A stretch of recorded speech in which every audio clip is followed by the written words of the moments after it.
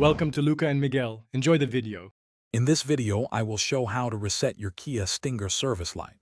First, turn your vehicle's ignition to the on position without starting the engine.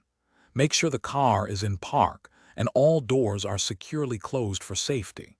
You will be using the controls located on the left side of your steering wheel to navigate through the instrument cluster display. This process is straightforward and takes only a few moments to complete. Now, use the Page button on your steering wheel to cycle through the various menus displayed on your instrument cluster. Keep pressing it until you see the User Settings menu.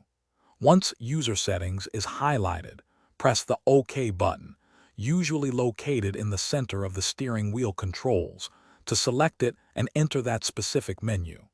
This step brings you closer to the service interval options. Within the User Settings menu, you will need to scroll down using the up or down arrow buttons.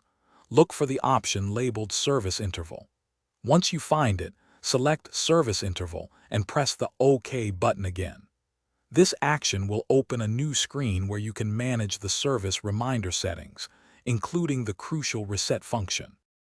Finally, on the Service Interval screen, select the Reset option. You will likely be prompted to confirm your choice. Press OK to confirm.